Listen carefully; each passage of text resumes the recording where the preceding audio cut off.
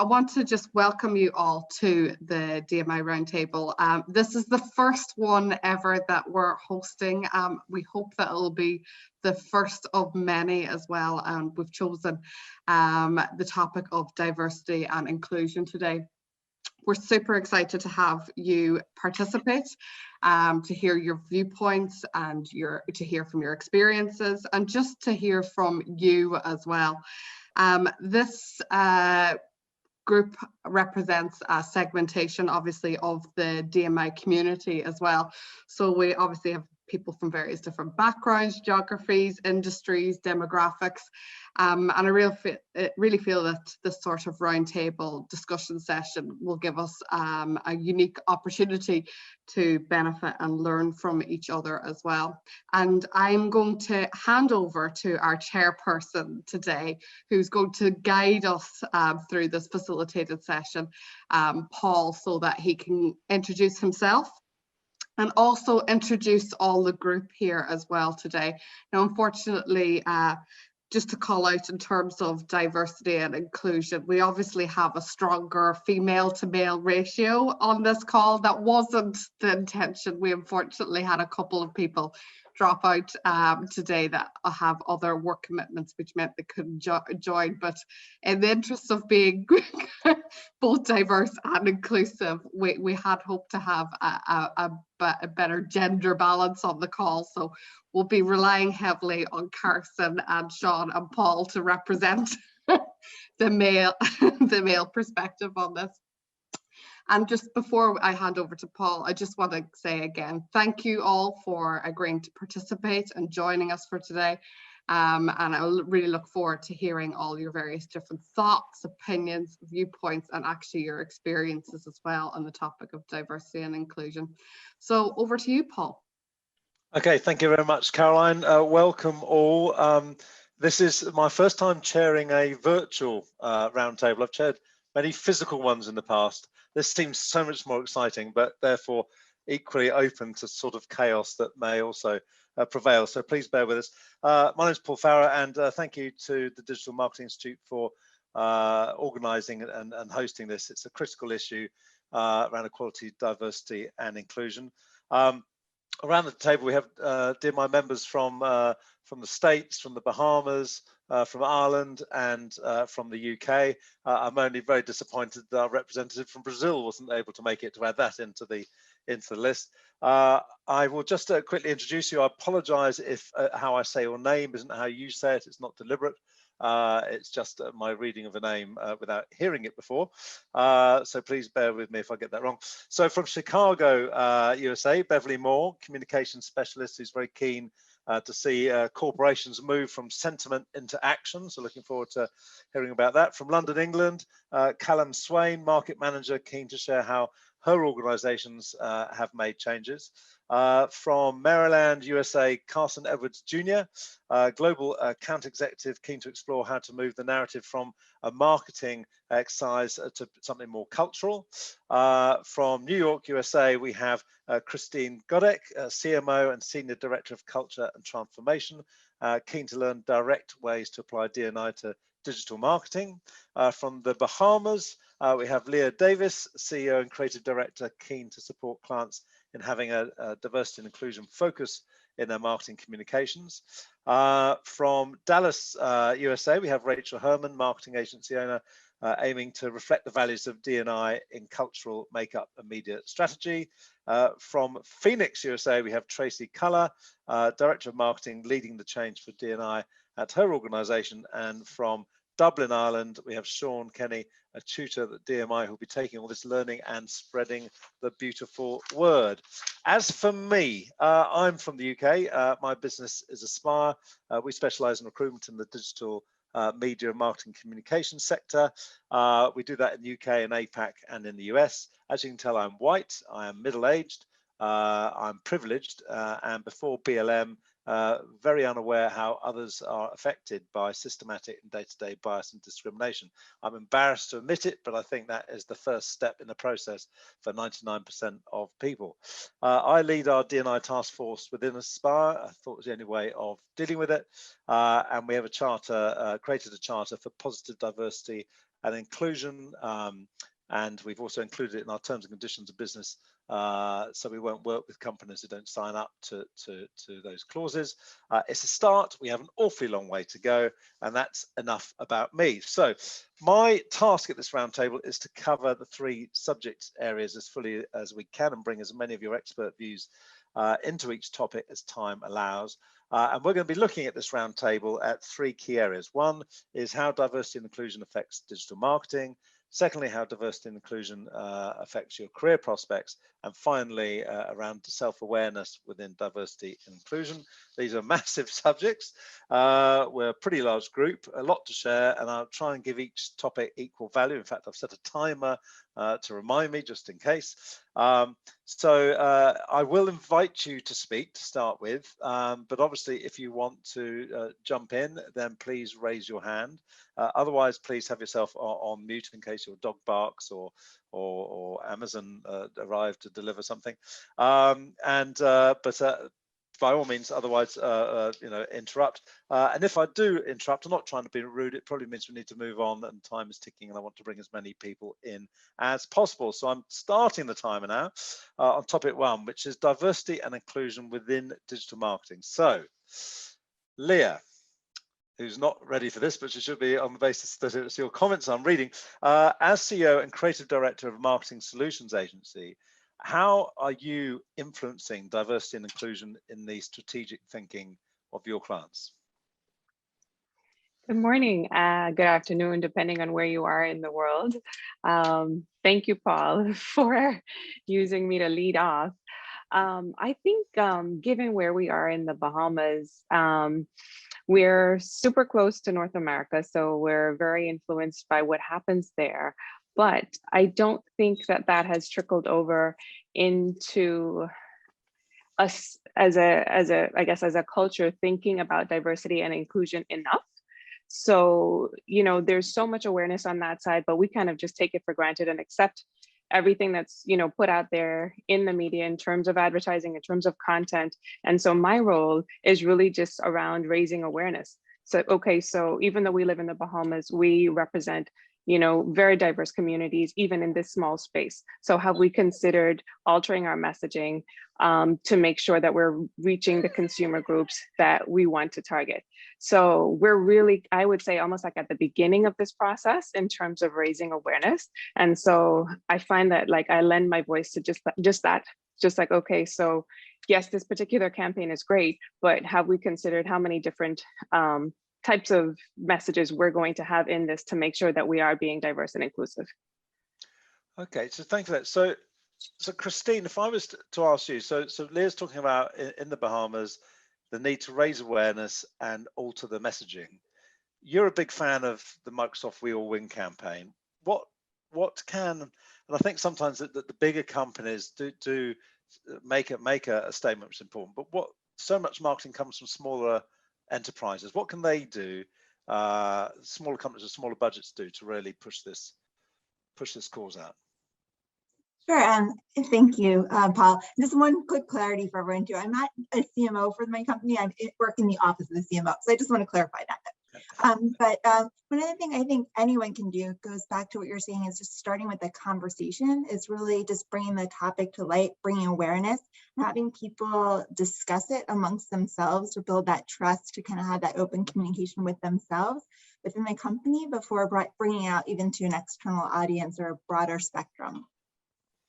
Okay, and so Tracie, if I can bring you in here, because the AD Council is obviously important here. So can you tell us more about the work that they do and how that can raise awareness? Absolutely. The Ad Council, I thought really hit the mark as far as diversity and inclusion. They've got a series of information that goes out as commercials, and I'm sure most of you from the United States might have seen those. They really try to peel back the layers of diversity. They start out with some of their commercials where they have an X-ray screen where you literally only see the bones of the individuals, and they play some feel-good music surrounding that, and then the big reveal is the individuals walk out from behind the screen, which just showed their X-ray bones, and you see different types of couples. So you see representation of different types of love, different skin tones, different mixes of couples, as well as individuals with different abilities. So I thought they really hit the mark with those commercials, and as far as including all different types of individuals. Okay, I think that's really interesting. In the UK, years ago, I think it was the 80s or 90s, there was a poster campaign on the London Underground, and it had this image, and it was two policemen running, and in front of them was a young black man running, and it was a very evocative message, because it was really talking about what your prejudice and what your bias was, looking at this particular imagery. And actually it went on to reveal, when they took them down and put the next set up, the black man running was a policeman, just plainclothes policeman, but everyone was assuming two policemen were running after someone who had done something wrong. And it's that sort of awareness, but we haven't seen that for years in the UK. So I think that's really interesting. And Sandy, welcome. We're just talking about at the moment diversity and inclusion within digital marketing, and you weren't very keen on the Bruce Springsteen ad in the Super Bowl.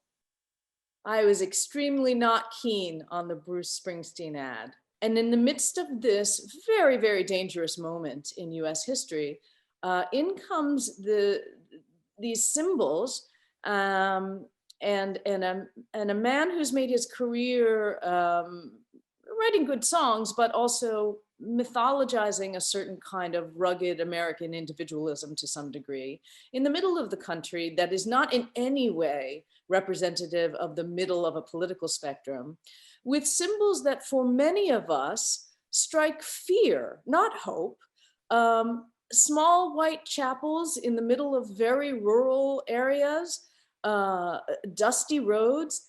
For many of us who are not white, Christian, male, middle of the road, suburban, rural, these symbols are fear mongering. I'm going to just be blunt and say that, for me, the first thing that comes to mind, and I'll admit being a bit of a city snob, but there were times in this country when I felt free to travel anywhere and meet people anywhere, and it does not feel like that right now. What you're talking about, it's not just, because we were talking earlier about raising awareness and also in the messaging, you're talking also about the power of symbols. Absolutely. So what you see in your eyes is there. Yeah. I think it's a good time to bring Rachael into the conversation, because you're saying you're following a thought leader and a coach, and you observed her changing her social media advertising and messaging after BLM started. Can you tell us more about that? Sure.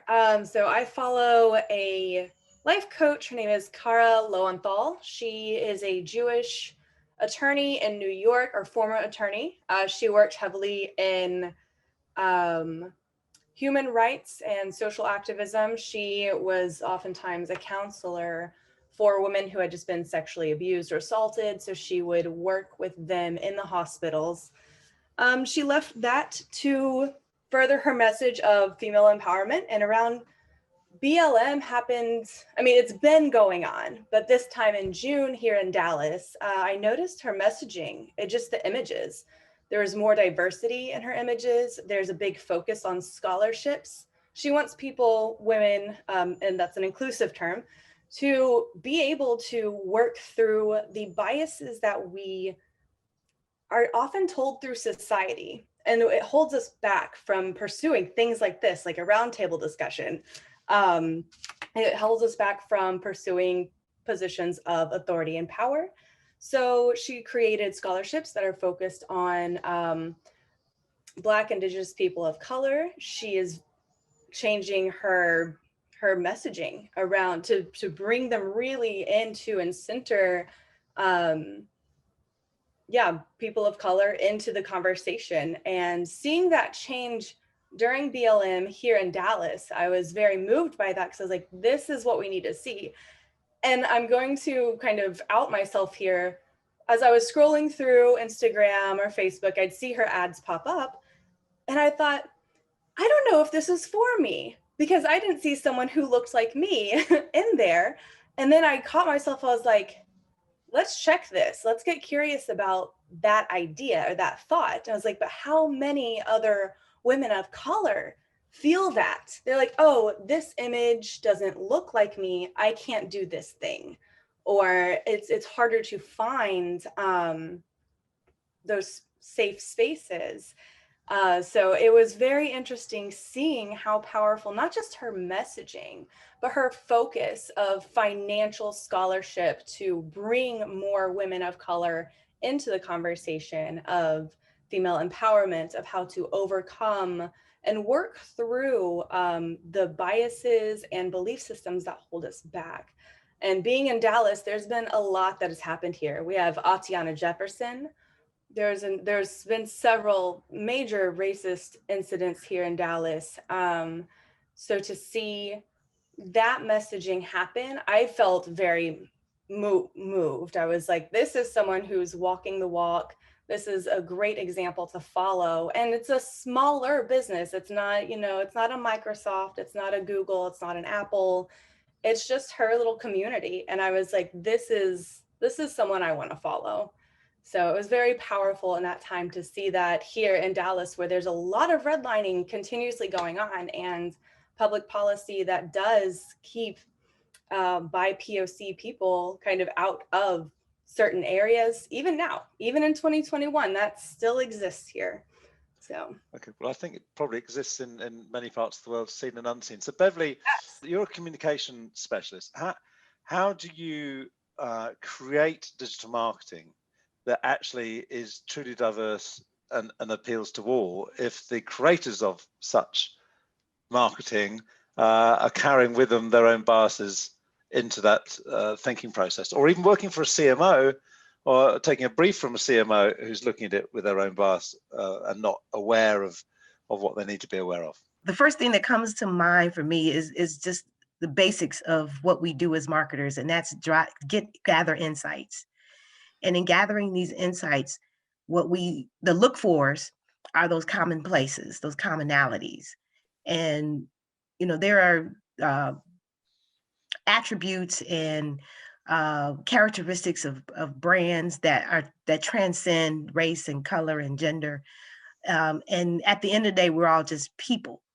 I think if we can just get past all of the labels and just be people, the world would be a lot better place. It puts me in mind of a song that actually I went back to this morning by the Police, where it says, "One world is enough for all of us." And so I think the messages that we are able to communicate as marketers, we can really drive social change with it. And I believe we have a lot of marketers that have been doing that, such as the P&Gs of the world, and Coca-Cola's and others who have really been driving social change through the marketing messages, in not only moving away just from this idea of inclusiveness. I heard someone posted this morning on Facebook, and it caught my attention because the person talked about it's not about inclusion is about welcoming.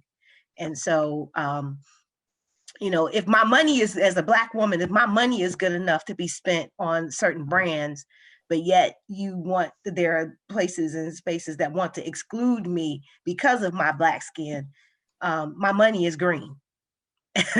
And when we look at the buying power of all of our communities of color, they are transformational and should be honored and respected for being such. And it's a very interesting point you make, which is everyone's got the same color money. And so what do you think, what happens? So you're all digital marketing professionals. What happens when you have the CMO from Jeep, I think it was Jeep Wrangler, whatever, who had the Bruce Springsteen ad?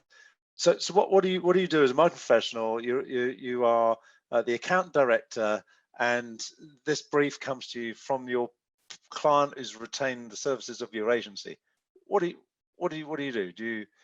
Do you push back? They say this is their vision for it. What do you do? How do you deal with that situation? Sorry, Beverly, you're still in the hot seat.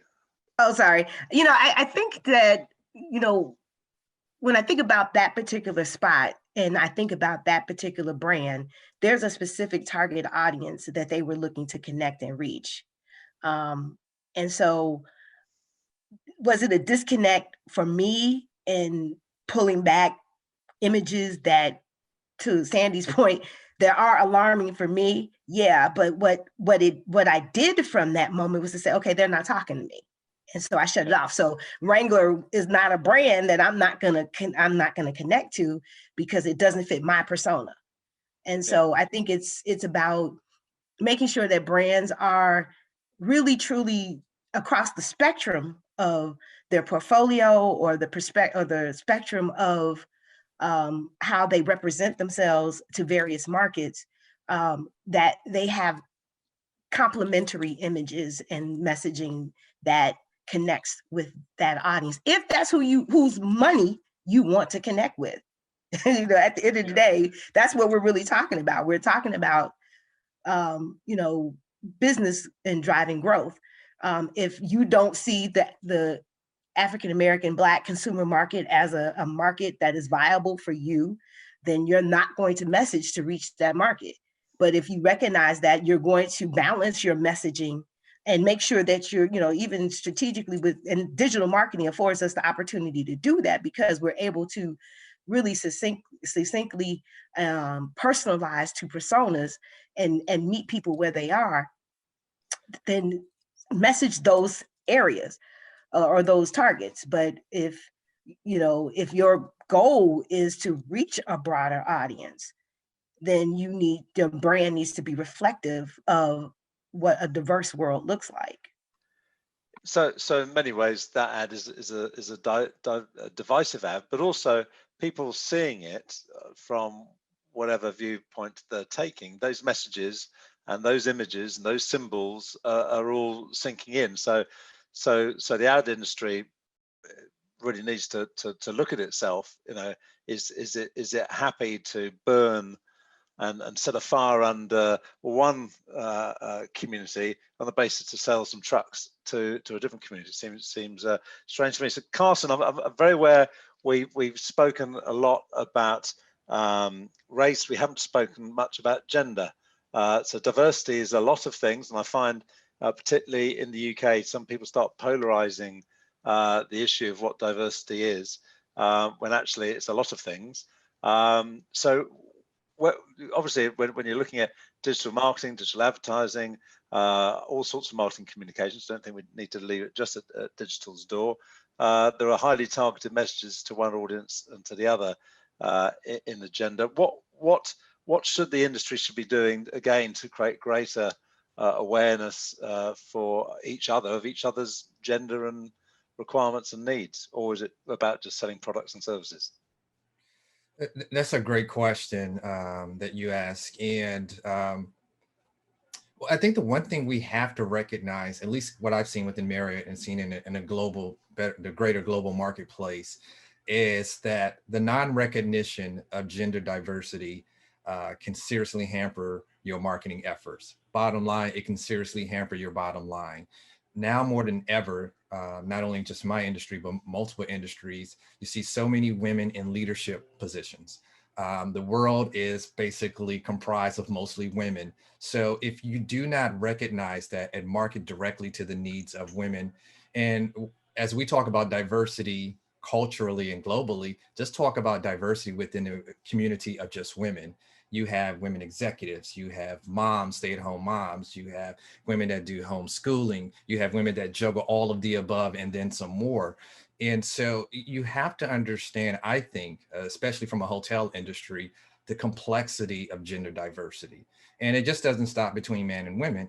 You're now talking into the LGBTQ space, and understanding and respecting and broadening your horizon to that. Right now, Sandy, you hit close to home with a lot of the things you said. I'm actually right down the Beltway from you, just right outside of Washington, D.C. In Southern Maryland. So I hear you loud and clear. One of the things that I'm hearing as many other nations are struggling to deal with COVID-19, you have people talking about transgender athletes. First of all, if your marketing efforts and to include a big tent is to continue to slice up and divide, I just don't know how successful your brand is going to be. Secondly, it's tone deaf. When I hear about transgender individuals or transgender athletes, I'm thinking about what are all the emotional struggles they have had to have gone through to get to that point. And if I'm understanding how a person individually who's transgender or how that person's family is living day to day and dealing with having someone they love and very close to them, really going through some changes emotionally, spiritually, physically, whatever that case may be. How do I as a marketer understand that and speak to them? Case point and example, if I can go back to the Super Bowl, 5-10 years ago, you would not have seen a lot of same-sex ads and marketing. Now you cannot ignore it because it's all over the place. Or if you had the same sex ads or marketing, it was always after 10 p.m. at night. And now that you're seeing that in prime time, you're seeing a man loving another man in a commercial marketing a particular brand, or women adopting children in a particular commercial prime time. It's showing that there are some cracks against biases from a marketing standpoint, because to continue to ignore that, it's becoming a larger part of our society. It's always been here. It's just now, although we have many challenges, those doors are starting to become more and more inclusive. I know here at Marriott, we have for the last several years run the hashtag Love Travels campaign, which specifically targets what we believe to be all aspects of diversity and inclusion, in particular the LGBTQ space. Why this is important, I've been fortunate to have been with my company for 23 years. When I started, it was traditional, conservative company. It was known for, you can go to Marriott in Chicago, go to Marriott New York, go to Marriott London. The carpet looks the same, the front desk looks the same. You look to your right, you see the picture of J.W. Willard Marriott and Mr. Bill Marriott there. And I have seen within my company the evolution in the process with gender diversity, cultural diversity, inclusion within work groups, and even with bringing in our late great CEO, Arnie Soares, who just recently passed away, to see a CEO who didn't just speak about diversity and inclusion as a check the box moment, but literally believed in it, lived in it, created many work groups within the company to include that in every aspect of our operations, including at the corporate board level, which is so what you're saying, Carson, I mean, this is a really key point, is that unless the leaders of organizations really are the flag carriers, I'm a great believer that, if they're not the flag carrier and they're just saying, well, if it's passed down the line and it's devalued. But I don't want to end, I know that was a timer to end this part, but I'm not going to end it just now because Callan was nodding vigorously, Carson, when you were sharing your thoughts around, particularly because your hotels, Callan to travel, and you're talking about particular community they've done a lot of work with. So Callan, explain the work you've been doing in that area. Yeah, absolutely. So yeah, I totally agree with what Carson was saying in terms of looking at pretty antiquated industries. Travel is it's kind of an old school industry when you look at all different parts of it. And so my organization and across many different travels, OTAs, things like that, have been really working towards, and I used to use inclusive, but Beverly, since you said, I really like your word, like welcoming marketing, and trying to have welcoming products and target every type of people, every type of person who's looking to travel. Because I think primarily in the past, you would look and see predominantly white families, but what about LGBTQ travelers? What about female solo travelers? What about Black travelers? Especially accessibility. So where is that coming in content, and where are people seeing that, and can they relate to it? So going on, once again, the vein of leadership and where they play a huge part in bringing diversity and inclusion into an organization. We've actually at Expedia, which is where I work, we have started a mentoring program. And so we had quite a few programs for leadership. That's like coaching, mentoring, helping people progress their career, but there was nothing really for everyone to be a part of, globally, across organization, cross every aspect of the company. And so we've used this mentoring program to focus a lot on reverse mentoring, which is a concept where the leadership, higher level persons in a company will become the mentee. And we look for people in groups. So we have affinity groups, we call them IBGs, internal business groups. So we have BEAM, which stands for Black Expedians group. And then we also have ACE, which is an Asian group. And we ask them to become the mentors to our senior leadership and help them look at the company from a different perspective. And even from a value perspective, is there a way that we can be more welcoming and inclusive to the whole company? So it was very much a grassroots effort that all volunteers are running along with our leadership board. So that's been a really amazing kind of addition that has all been started from volunteer effort. Callan, thank you very much. And you morphed us beautifully into the next subject, I'd say. So thank you very much for diversity and inclusion and your career prospects. I couldn't have asked you to do that any better. So Christine, just want to ask you, because you talked about, and I think this is very in the moment, particularly for a lot of people who are working remotely, whereas they used to work in an office environment.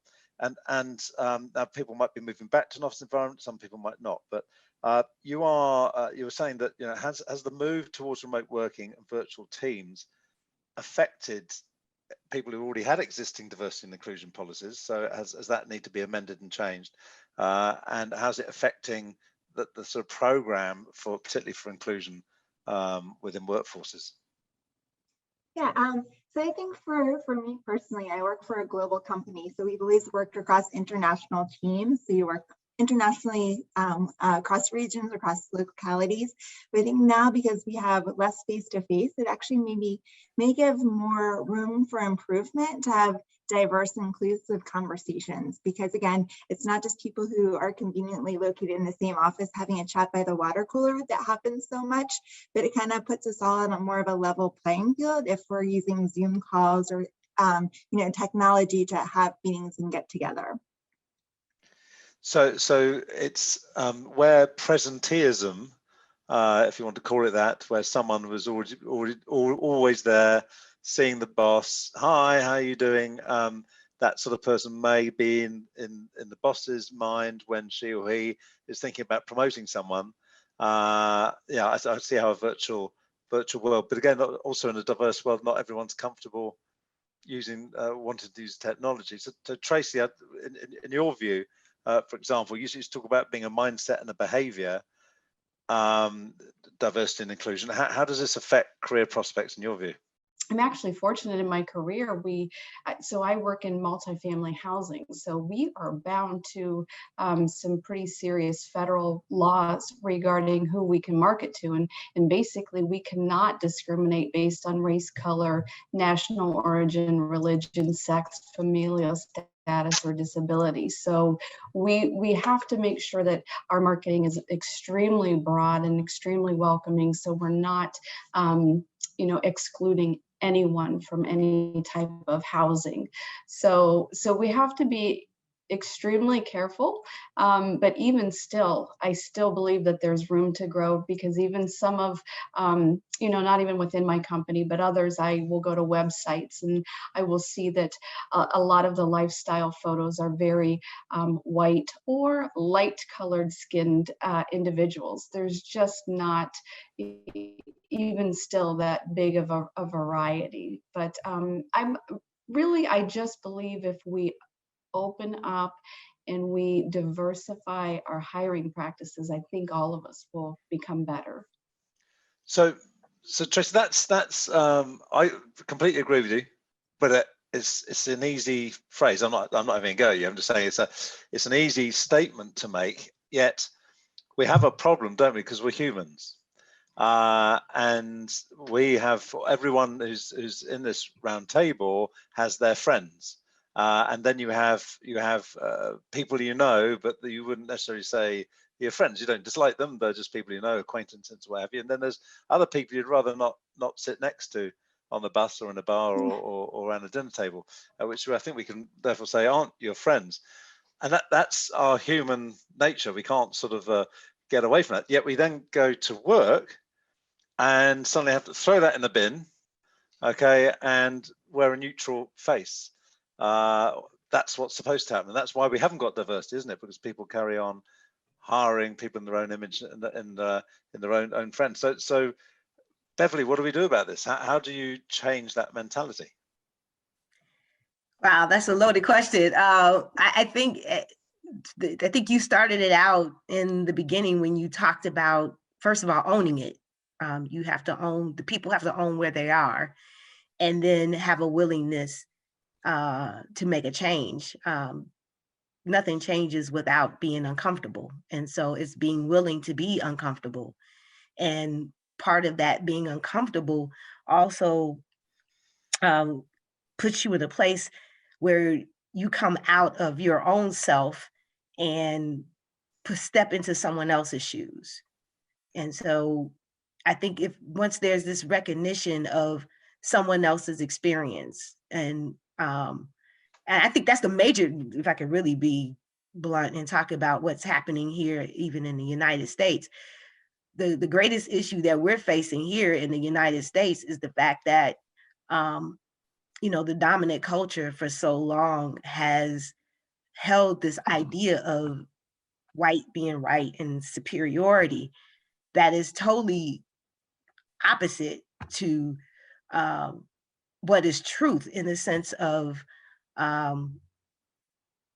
the fact that we, beyond these labels, beyond this outer shell, at the end of the day, inside, we're all the same. We all bleed blood, that's red. We all have, the same organs, the same, we're the same.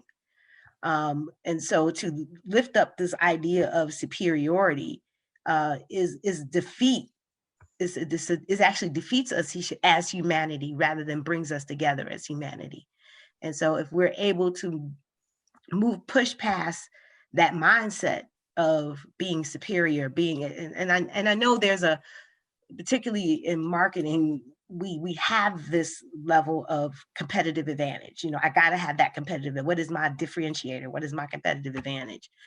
And so, but I think there's a mind shift that's happening across the globe that I hope that this generation of young people continue to lead us through, in being able to see diversity and to celebrate diversity, but also recognize the sameness of who we are and the commonalities that we share as humans. So Beverly, can I pick you up on that? Because the not pick you up, just something you said, which is this competitive advantage issue. And I completely get that. So if all the research from McKinsey and PwC and Deloitte demonstrates beyond any doubt that those companies that are more diverse, gender diverse, who are more ethnically diverse, outperform their competitors by anything from 15 to 35%. What's gone wrong? Sandy, you said, you are shocked that DNI hasn't progressed since the 1970s. Okay, so yeah, we got research, statistics that show a business that you will be more competitive if you are more diverse. So what is the blocker? What's stopping companies being more diverse, Sandy? I have an answer for that, and some of it dovetails off of what Callan was saying. Because the most exciting thing I've heard here so far is this idea of mentoring up, reverse mentoring.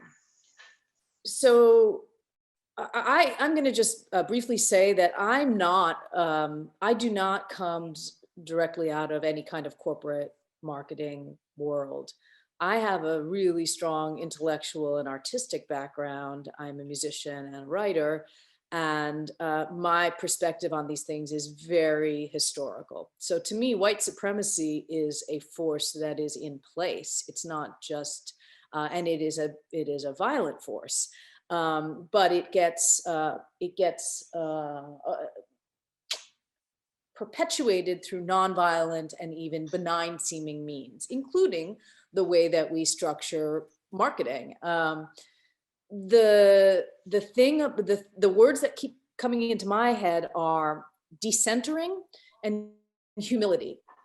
And what has to happen, and why the reverse mentoring seems to me an important aspect of this, is that it's not just about magnanimously including a diverse bunch of people into a power structure itself that's already structured to favor majority culture, let's put it that way.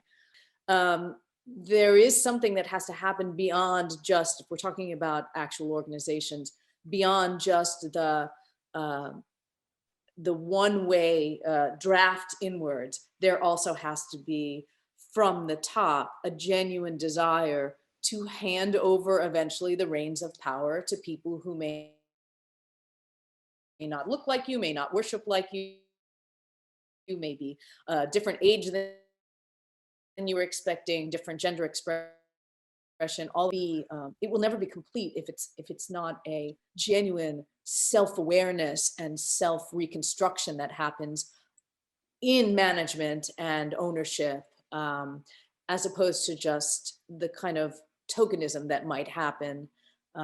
Because again, there have been qualified people to do all this work forever. It's got to be a two-way street. Thank you, Sandhya. And Carson, because I think in the comments I read that you wrote saying you felt that it actually needed to be part of the culture, not the marketing. I know you were talking about the leaders at Marriott being part of that culture. Is that a classic case of leadership cascading, everything just cascades through the organization? Yes, but I'm to understand, Marriott's on a journey in that same space. I think they've done a great job, but it's far from perfect. And to your earlier point, why doesn't leadership grasp the obvious from a research standpoint? Is because the higher you go up in the organization, the less diverse it becomes. The less diverse it becomes, the less diversified the thinking it becomes. And so there has to be a recognition. I can't continue, and we all hear the statement every day, to get different results, I can't continue doing the same thing. And yes, I may have been successful the last 30 years doing business, but guess what? That's irrelevant for the next 30 years. And I used to watch, for instance, one of the great corporate icons here domestically in the US, Jack Welch on the morning show. Fantastic corporate mind up until 2000. And any thinking beyond 2000 was probably the worst person that I would want to have on a corporate board, because it was stuck in a time where he was successful, where he was innovative, where he did create GE into the global power it is right now. But would his style of leadership be successful in 2021? I think that's questionable at best. And this is not a knock on Jack Welch. Again, this is just a product of his environment. And I think you have to understand, if you don't accept diversity and inclusion culturally, and diversity and inclusion not as a checkbox, not as an initiative, not as an MBO for the year, but as a true mindset change for your organization. I want my organization to be the best it can be. And to do that, I need the best and the brightest. And sometimes the best and the brightest doesn't always look like me. Sometimes the best and the brightest could be 30 years younger than me. And to put your ego in your back pocket and to say that I'm all about success and creating the best team. So I don't care if that person's 21 years of age. If they're brilliant, they're brilliant. I want them on my team. I don't care if this person is 70 years of age. If they're brilliant, they're brilliant. Or bring them on my team. I don't care if this person's from the other side of the globe and I'm struggling to understand every third word, but I'll get it sooner or later because I want that person part of my team. And until you not only embrace it from a corporate objective, but as a passion.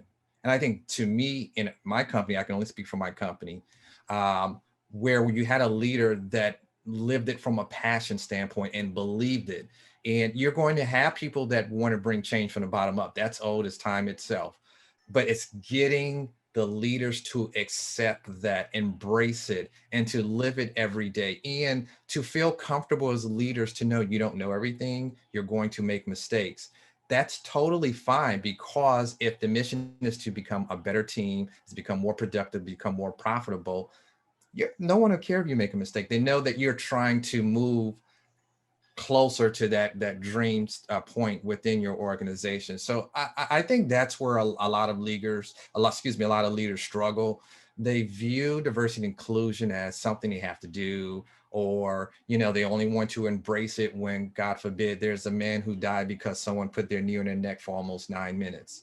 Instead of saying that, I want to view it from the standpoint, the brightest, the most talented are coming out of our universities or starting their own businesses or coming from other countries. How do I attract them to my organization? You know, what is it that's going to be important for their work-life balance? What's going to be important to them from a wage earning standpoint?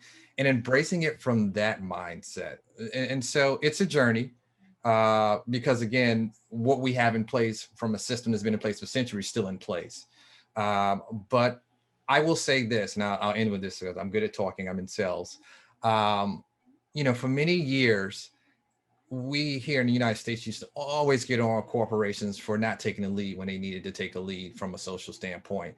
In 2020, at least I have viewed so many organizations that led the change. So many companies led the change. They just blew right past our politicians. They blew right past some of our institutional leaders, and they took the lead. I mean, to the point where you're seeing Nike's proudly embracing Black Lives Matter. That was not the case 2-3 years ago.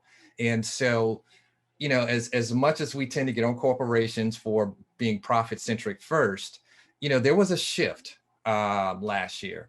And I'm not seeing that shift subside. I'm now seeing that shift being sustained. And how do we build upon that? How do we've done this. Now, how do we get engaged with hiring talent? How do we get engaged with mentoring young talent? How do we get engaged with going into communities and providing opportunities for them? I think it's a great point. The challenge, of course, is your own people as well. It's not just about leadership. It's about your own people embracing what it is to do. Now, of course, that comes down to Beverly's point and other people's point about recruiting the people in the first place that are diverse, but that also comes down to, if you talk about culture, I'd be interested to know what it's like in the States and the Bahamas, Leah, because we have in the United Kingdom, Callan will know this, when people talk about company culture, quite often they're looking at what the offices look like and you know, imagery about people, you know, going off on doing away trips and this sort of stuff. And this is the culture of the business. And there's been a shift in the last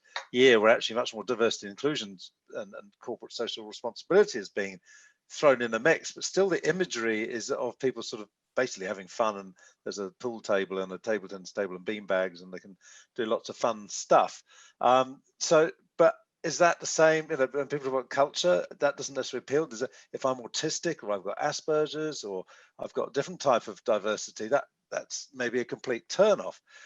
So Leah, how do we, when it comes to careers, and that involves recruitment and people moving up in organization, how do you get employees to embrace things they're uncomfortable with?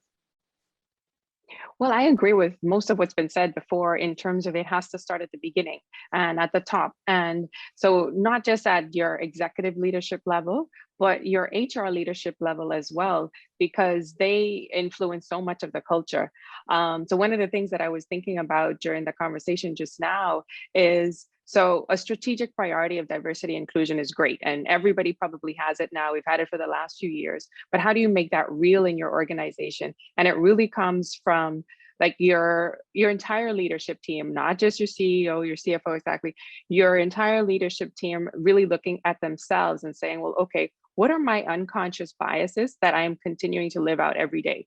And I did a workshop years ago that like really opened my eyes that everybody in my work circle, in my personal circle, like looked the same. We believed the same stuff. We had the same religion. None of us were handicapped. We all pretty much had the same amount of kids. And so it's just like, wait, so I do have this unconscious bias. I don't think of myself in this way, but once your eyes are opened, then you can say, well, okay, how is this impacting the decisions that I'm making on an everyday basis? And so I think in organizations, if you can really like go beyond, like we said, just like checking the box and say, well, okay, how are we living this every day? And then translate that into a culture of, well, how do we make people feel? Because like you said, it's so much more than, well, what are we doing for Employee Fun Day? What are we doing for International Women's Day? Where we're just checking boxes. It's just like, how do people feel every day about coming here? What's the tone of the communication that we send out? And just like that begins to flow throughout the organization. And it's not just, you know, okay, so this is a strategic priority. We have to get out this amount of reports. We have to make sure that we have this many different types of looking people in our internal comms, in our external communication. And we really start to, you know, just think about, like Beverly said, we're all people. How are we making each other feel every day? Thank you, Leah. And Rachel, just picking up on that point about how do we make people feel? I mean, I always call it the uncomfortable truth. We all have bias, and some moves into bigotry. So there's probably a scale of what that looks like. We're all affected by the messages we have taken in from birth, from our families and our environment, everything around us. And how do you leave your bias at the door? A, how do you get to understand it? And B, how do you leave it at the door when you're considering some promotion, considering a job, considering to hire, Rachel? Yes, I love that question. This kind of brings us to like the third section of what we're discussing today, which is self-awareness. How do you become aware? This is where I'm at in my journey, is just surrounding myself, one, with people who do not look like me.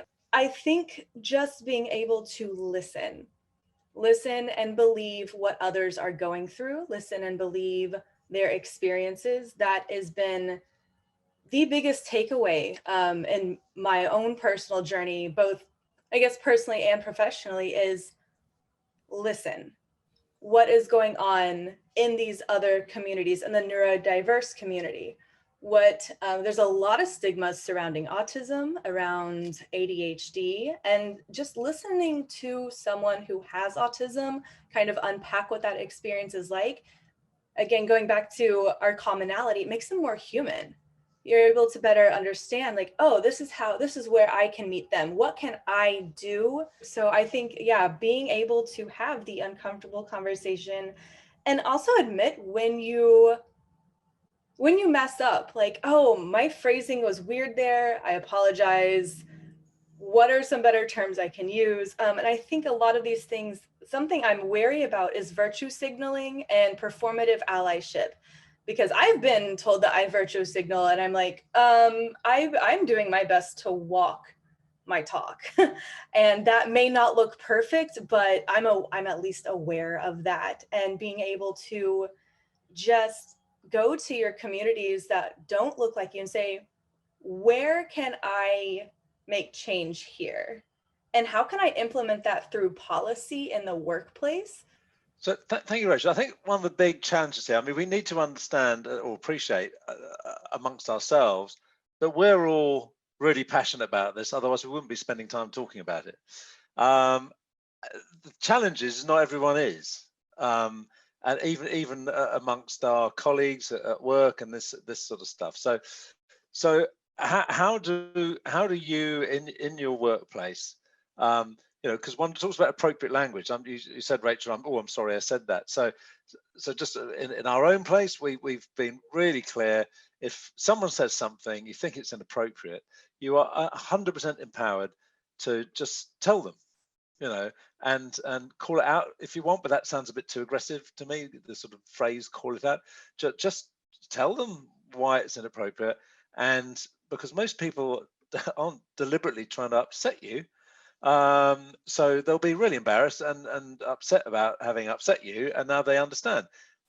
We all make mistakes, and we can't take out of our brain what's already in there and pre-programmed. So I think I can speak as an elder representative of this group, for example, and so there are things that are ingrained, and behaviors ingrained, and phrases ingrained in your head that you having to unprogram and delete because it is inappropriate, and just really try and be disciplined about it. Even speaking to one of my colleagues at work on Zoom and referring to us as the old men or something, or you probably forgot when you were at your age, and just saying we just can't say that, because that therefore starts typifying age as being people who forget stuff, and then that just cascades down the memory. So but unless we catch ourselves out and we're honest about in front of everyone saying, I've just said the wrong thing, I'm sorry, then how is anyone else going to accept that behavior? But Sean, as a tutor, okay, how would you help organizations, members become more self-aware around this really important topic? Well, I think some of the largest multinationals that are specific, or we think of as specific to digital marketing, are actually doing some of the best work with this. You do think of Google, Facebook, LinkedIn, and so on. I'm not putting them up on a pedestal because I also think they contribute to a lot of issues as well. And it's something we kind of actually a lot of us here touched on in terms of messaging, communication, targeting options that allow you single out particular groups of people and message them directly and things like that. But so they're not perfect. But I think living in Dublin, for anyone that's not aware, has become a kind of small tech hub at the moment, and you have companies like DMI or Google or LinkedIn and so on. And there's a culture here now around, well, Dublin's become massively diverse. It's very strange. In 20 years, it's become transformed into a totally different landscape of people, all different backgrounds. But and a lot of that has to do with these multinationals. But what they do particularly well is actually just put policies in place. A lot of the things that people spoke about, policies they ingrain in their corporate culture that we're going to do this, we're going to have these conversations, they're happening, and we're going to educate people. And if I speak for myself and just some of the things I mentioned there about Dublin changing and everything, my socialization or experience of diversity started when I became a professional person. Like Ireland, probably was one of the least diverse places in Europe up until about, 1990 something, and then the landscape changed here. So my own introduction into diversity, or just basically a different perspective, came from actually within organizations where they had this plan, policy, kind of really valued it and put something in place. So I just, to your question, as an educator, I actually think you need to almost structure in educating people on diversity and just facilitating conversations. And apologies for getting, someone mentioned the word listen a few times when they were speaking. Sorry, it might have been yourself, Rachael, about listening. But it's actually, if you can just organize and facilitate those, because you don't have to come to the table, I think, sometimes for people like myself and speak and have an opinion and have experience to give it. It might just be about facilitated listening sometimes for perspective. And I think out of perspective actually comes understanding, and then that grows, if that makes sense. But so to answer your question directly, Paul, I'm sorry for the long-winded answer, but I think if you can facilitate it a little bit. That's a great answer. And Callan, obviously you work for a similar type of organisation to the ones mentioned. Is this ring true to you? Yeah, absolutely. A lot of other things that the organization that I work for has done is we've actually mandated allyship training for the employees. So depending on team, sometimes it's done at a region level or at a team level. Each month we have a certain topic that we talk about, and there's usually some type of TED Talk or something along those lines. We ask people from across the globe to come in and share their perspectives, because in UK and in the US, we live a completely different life than someone in Jordan, even though we work in like the same company, and the things that we think we're experiencing is completely different. So a lot of it does absolutely have to do with listening, digesting information, and then kind of, I guess we do a little bit more talking than listening, which maybe we should scale back on. But I think understanding different people's perspectives has been incredibly eye-opening to many different people, especially because in London we have a very diverse team, which is exciting. But I think the thing that I'm most proud of in the organization that I work for is that even during a time of complete turmoil over the past year and a half, in the pandemic, the travel industry has been decimated. And our leadership has decided, instead of making our core values having to do with revenue generation or rebound, one of the biggest things that they've included, one of the first ones, is include fiercely. So that is a huge kind of driving factor. And once again, it's not at the perfect place, but it's something that everybody has at top of mind. So that's pretty exciting, and I'm proud to work for an organization like that. Cool. Excellent. Well, it's a good example of, because I think one of the other key statistics around the companies who are more diverse and inclusive is, funny enough, they have much better staff retention and staff loyalty, and they're more innovative, so hence they perform better. Christine, as someone who's in charge of culture in your business, or a director of culture, must be leading it in some way. So what have you done in your organization to help people become more self-aware? Sure, and I think I'm very lucky because we have many resources available at our company. So I think, as been mentioned, there's so many channels, right? At the policy level, where we have a strategy around diversity inclusion. And with that, we have many employee network groups or employee resources groups that are leading the discussions for us. So if you want to listen or participate, we've had a lot of town halls recently. They think we're great because it was just employees sharing their experience and others kind of understanding. Maybe it's something they haven't met, but to be able to put themselves into that person's shoes has been really wonderful. And I think probably the biggest example of how this is trickling down is we had a recent People Day, and part of diversity inclusion is part of our purpose.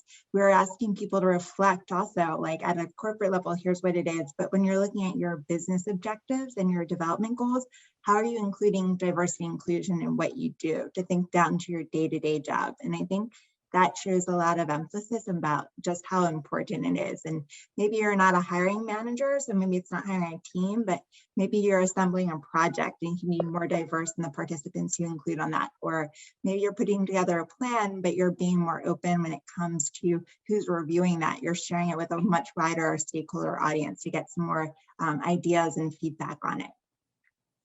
That's really interesting. So diversity and inclusion being actually placed into everyday goals. So it becomes, I think, as Carson was talking about earlier, about making it a behavior. Tracie, the same question for you, really. So, which is, this is about self-awareness. It's about understanding where other people are coming from, where you haven't actually had that experience yourself. How could we possibly know? How could I possibly know what it's like to be autistic if I haven't been autistic? How could I possibly know what it's like to be disabled if I haven't been disabled? How do we help people get this understanding? I think education is key. A lot of it, I think, comes internally. I think as individuals, we have to continue to be curious, and we have to want to be curious. We have to really work with those team members who aren't as open to new and different experiences and things that they've lived or grown up with. And I think a lot of times just exposure and having policies and programs. And I've been taking copious amounts of notes of things that you all have contributed and offered, just so that I can take back. This for me is just in and of itself been a wealth of experience. So, maybe things that I generate within my mind isn't going to connect with a team member where I work, but some of the things that you've offered, I've written down, and hopefully those things will be the one thing that sparks that passion within someone else to be just a little bit more curious and a little more open to understand what, another individual has gone through or experiences on a day-to-day basis, or just simply who they are and what they have to offer. But I really want to thank everyone for what they've contributed. It's been just beautiful and so helpful to me. Thank you so much. Thank you, Tracie. And Sandy, you talked about the music business, and you talked about one of the key problems was that the diversity of the musicians was not matched by the management and the sort of experts in the industry. There was a complete divide between the two. So what can you do in your industry to help the people who have the power, if you want, actually get into the shoes and understanding of the people who they actually should be representing? Throughout everything everybody's been saying, one thought that's come to mind is this idea of servant leadership, something that I'm very much about. And so even though I haven't been corporate, I have been the leader of bands, of crews, of a TV production crew, of major concert events and things like that. And it's a really interesting thing. I liked what Sean said about sometimes you're just facilitating listening. You're not there to fix anybody's problem. This is also, isn't that old Venus and Mars thing about women and men, right? Sometimes it's just the act of being present to listen. And again, to go back to the idea of humility, so that maybe the people that you are allegedly trying to help or promote, let them do their own work, give them the space to actually say what they need to say. So Beverly, because you talked about, in fact, one of the things is how do corporations take it to the next level? So you think there's a lot of sentiment, but that's great. What about taking it to the next level? What is the next level, and how do you get there? I think we've heard a lot of that today in the examples, for instance, that Callan shared. I think that's phenomenal what Tracie has shared, and Christine, others, and Carson. I think that there are a lot of organizations that seemingly are taking those bold steps of change and creating the spaces to have the conversations, the opportunities to listen, as Rachael talked about, and Sean as well. Being able to develop, because it's really about a systems change is what we're talking about. And so when you create the systems that allow for allyship, or create systems that allow for reverse mentorship, or you create systems that fill the pipeline with people of diverse backgrounds and cultures and experiences, and you create spaces to have those exchanges, I think it just makes a more rich environment and a rich experience. And at the end of the day, as you noted with the research, it brings forth growth and change. That, I mean, when I started my career at Burrell Communications Group, and if anyone that knows Burrell Communications Group, Tom Burrell was a pioneer. He built that agency coming out of the 70s, post the civil rights movement, and he was one of the leaders in changing the culture and bringing forth positive imagery of the African American Black consumer market.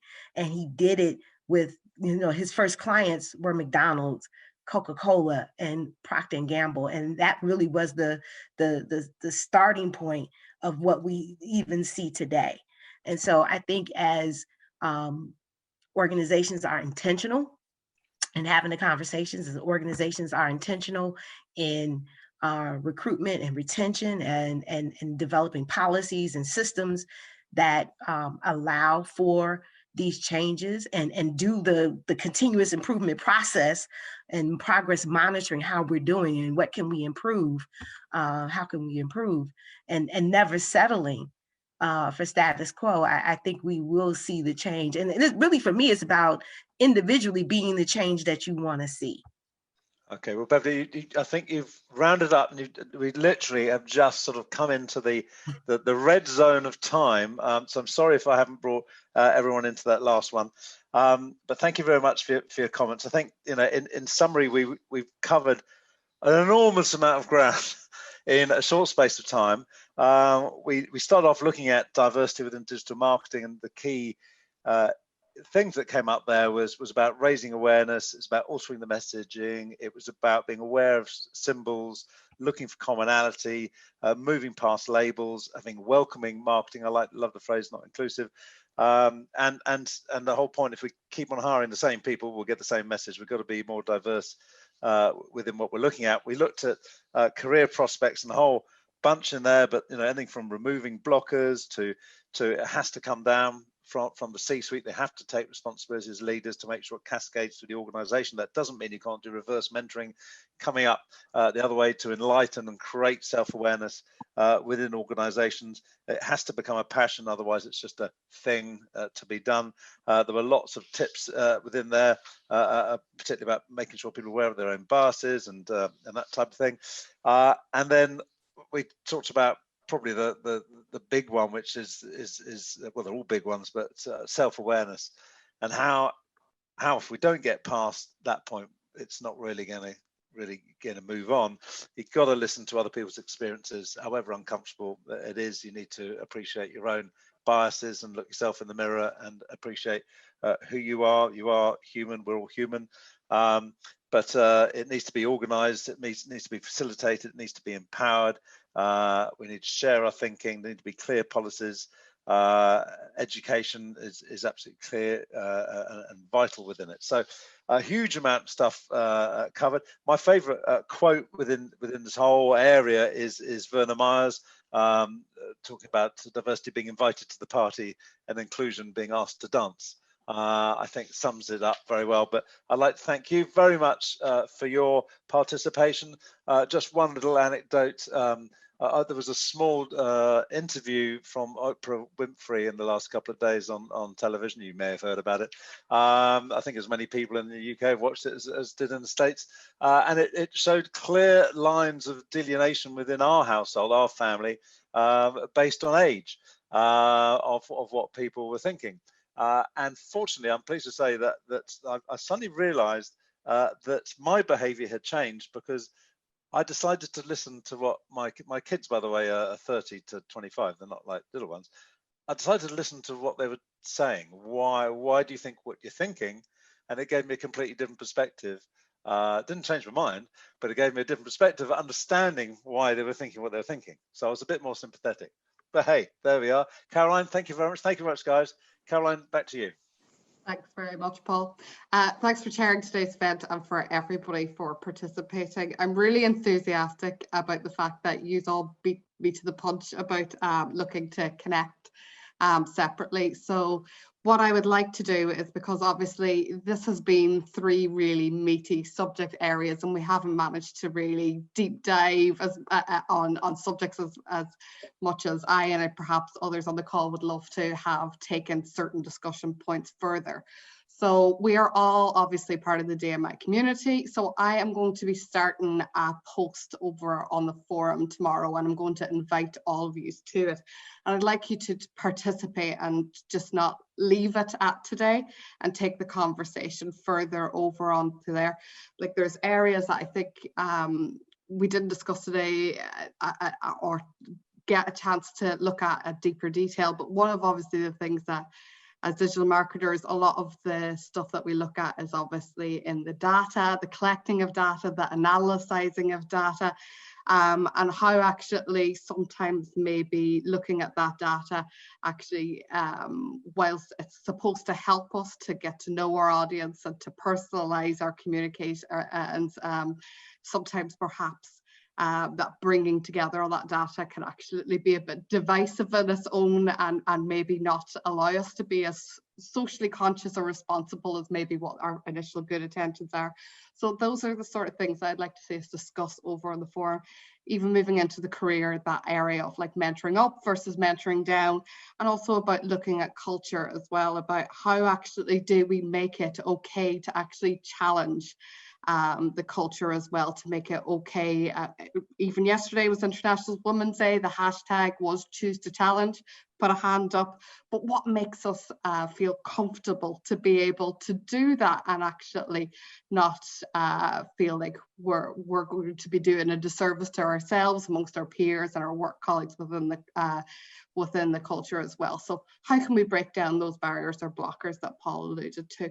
And hopefully that will also allow us to frame a few key themes where we can bring this group back together and do a deeper dive into those subject matter areas as well. So I hope that you will join me over onto the forum to continue the discussion and then frame that as another roundtable discussion in the coming weeks. Thank you so much for your active participation today. It was the first, as I said, so thank you. I feel like we need to have like a bottle of champagne to bash it against the the bow of our initial roundtable ship. But thank you so much. It's been a pleasure to listen to you all, and thank you very much for participating, and Paul again for chairing the event today.